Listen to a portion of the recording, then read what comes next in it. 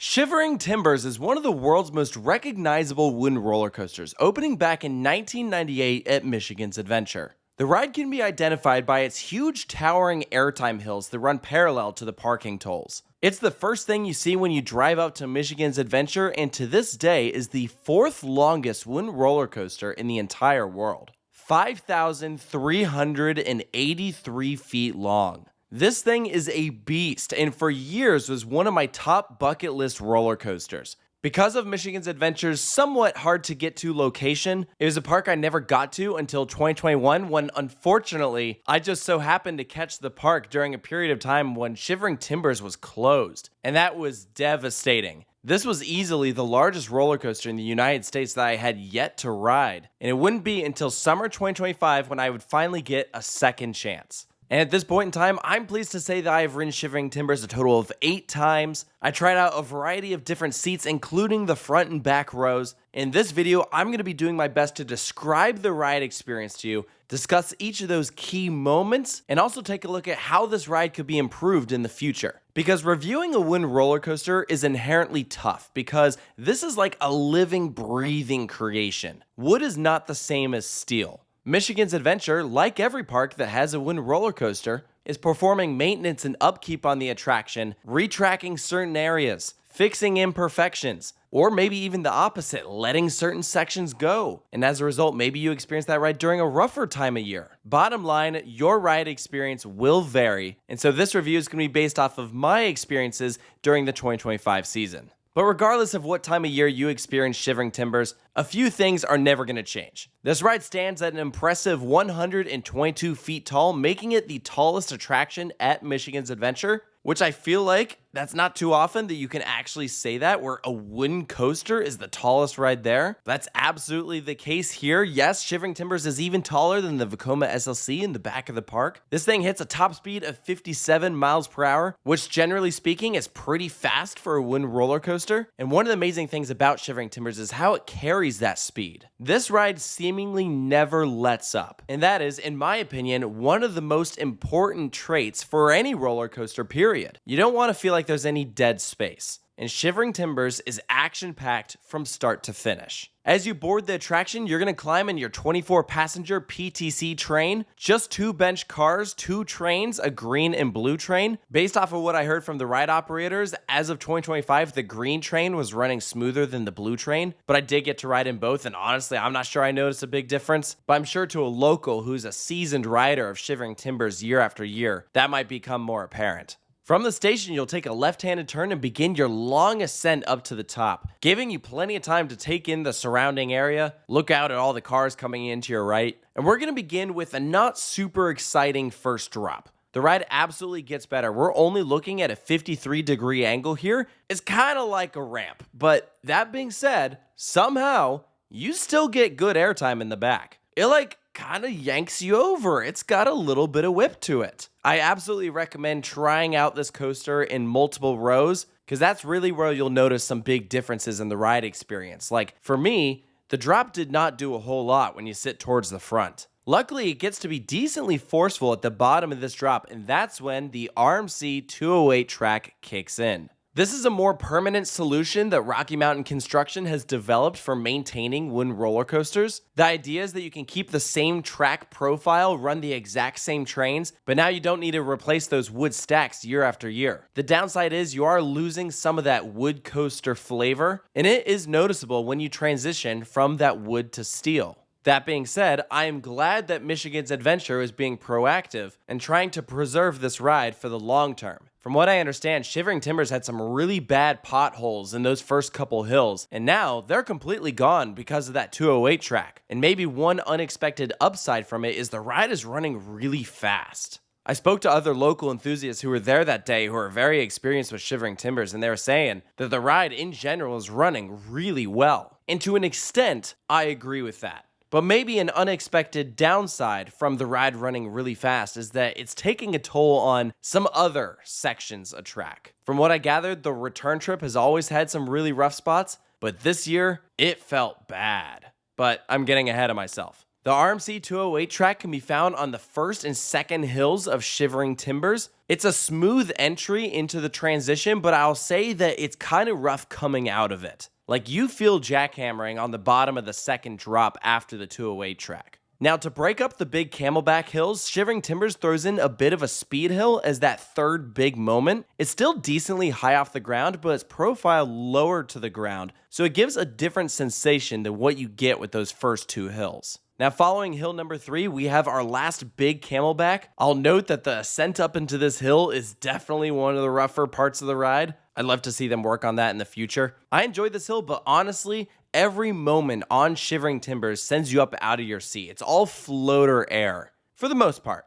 But I appreciate that you're constantly getting that uplifting sensation. I can think of so many wind roller coasters that might be impressive in their stats, but then they have some elements that don't feel like you're actually doing anything. Like you're just moving, but you don't feel anything. And I didn't feel like that was the case here. Shivering Timbers is different. A lot of people make the comparison that this is like the wooden equivalent of a B&M hypercoaster, and I definitely see the resemblance.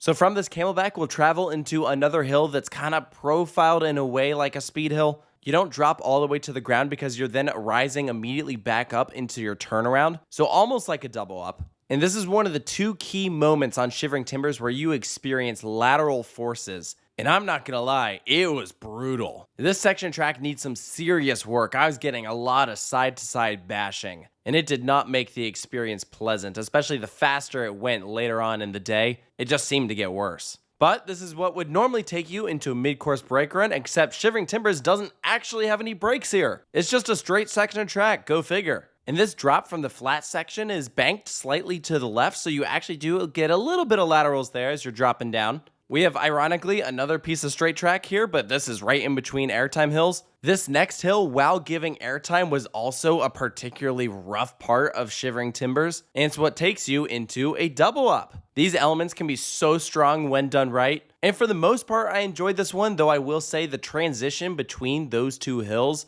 also was met with some jackhammering, and I should probably better explain why we're feeling so many rough spots. Essentially, that vertical movement is from the wood actually sagging. The nails are still holding those wood stacks together, but they're shifting back and forth, causing it to come looser, and it's what creates these little potholes. That wood is experiencing thousands of pounds in that train passing over it every few minutes. It creates wear, and that's why maintenance and upkeep is so important. It's also the reason why I'm not surprised that they decided to go with steel for the 208 track here, because generally speaking, the faster the speed and the higher the forces, the more strain you're putting on that wood. So that steel track really is a long-term solution, even if I personally probably would have preferred something like Gravity Group's pre-cut track. That way it could remain wood. Wolverine Wildcat next door does that, and it's great.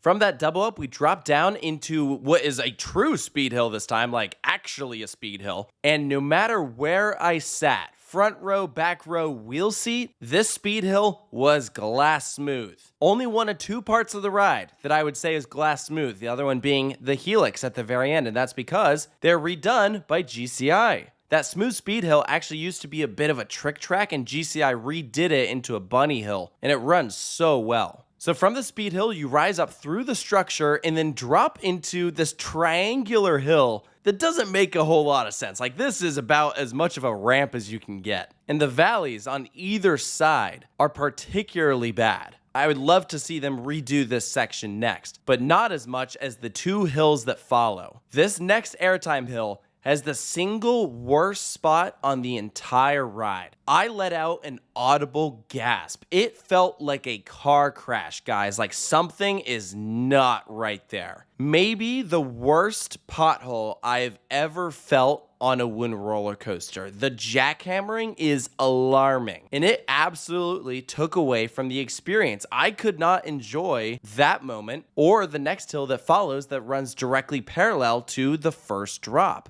Maybe not a car crash, but also really bad. It forces you up and down when you hit it, and you just get slammed down and not in a pleasant way. I can tolerate roughness on a wind roller coaster. I've ridden wind roller coasters all across the world, including the oldest operating wood coaster on the planet. I know what a wood coaster is supposed to feel like. This was different. I know Michigan's Adventure has a shorter operating season than most regional theme parks. I am begging you, Michigan's Adventure, retrack those last hills on the return trip. Those right there were the big difference and why I didn't ride this ride even more than I already did. And that's not coming from just a thuzy being overly critical. I noticed the general public of people all around me complaining about the exact same thing. Maybe they couldn't pinpoint exactly where the problem was, but they were talking about how they were getting a headache, or flat out saying they hated the ride because maybe they have a harder time separating the layout from the roughness. I could acknowledge that this is a fantastic layout and the forces are good, but this ride was not well maintained. And that is not what you want to hear about a park's headlining attraction. When you enter Michigan's Adventure, there is an audio cue that says, "Welcome to Michigan's Adventure, home to Shivering Timbers." So already they're setting an expectation for greatness. It's so impressive upon entry, you want it to live up to the hype that has been set. And if you have guests walking off saying they hated your signature roller coaster, that is a red flag that you need to do something about it. But getting back to the ride experience, we have 2 more consecutive hills that runs directly through the main structure of the lift hill, even creating some head chopper moments. I thought those hills were fine. And then we enter our final helix, that other big moment of laterals. You're traveling around this left-handed turn. Again, super smooth, even when you're on a wheel seat. And then you slam to a stop in your final brakes. I am so glad that I finally got to experience Shivering Timbers as redemption from my failed visit a few years prior. And in some ways, it lived up to the hype, but in other ways, it let me down. I can see the potential, but in my opinion, what this ride really needs is just one big track overhaul in the style of Ghost Rider at Knott's Berry Farm, what they did there in 2016, or what Dollywood did with Thunderhead over a couple seasons. Both of those rides have never been running better, and I worry that Shivering Timbers will never get that because this park doesn't have the same budget. They're a small regional park that is barely hanging on in the Six Flags chain as is. They haven't received a big, flashy new addition in decades. The best they can do is maintaining what they already have. And so giving Shivering Timbers a final score, I'm not gonna lie, is a little challenging. There were some cycles that I had on this coaster that I did not particularly enjoy. Primarily in the wheel seats. I remember row 2 being particularly bad. It felt like that front car is just taking all the force of the roughness, that even the back wasn't as bad. But front row, I would say, was the smoothest on the entire train. So it may be kind of ironic that the smoothest row is directly in front of the roughest row. I think if this ride got fully retracked, it would be worthy of a 10 out of 10 score. And absolutely jump into one of the best wind roller coasters in the world. But in its current state, as of summer 2025, I don't know that I would put it in my top 10 favorite wood coasters. Moments like those potholes on the return trip that are just absolutely awful, 100% are taking away from everything else that's genuinely good. Unfortunately, because it's towards the end of the ride, that's what you're remembering as you're sitting there on the brake run, not the glass smooth airtime hills at the very start. So while I will not be giving it a 10 out of 10 today, I think I still have to be fair that the layout is very good, and that is absolutely worth something, even if its condition absolutely detracts. So I think I'm going to give it a 6.5. I certainly liked it better than a lot of the public that I saw riding with me, and maybe someday if I come back, we can talk about raising that score up to a 7, 8, or 9. Which brings us to you guys. I want to hear from you all in the comments. What was your experience on Shivering Timbers? Did you ride it in 2025? Was your experience similar? How is it running in years prior? I can't personally speak for what those experiences were like. But if you're new to the channel, I would love if you could subscribe for future coaster reviews. They'll all be posted in the reviews playlist organized in alphabetical order by the ride's name, and there are already hundreds of videos in there from places across the world. So go see if there are videos for your favorites. Thank you so much for joining me, and I'll see you next time.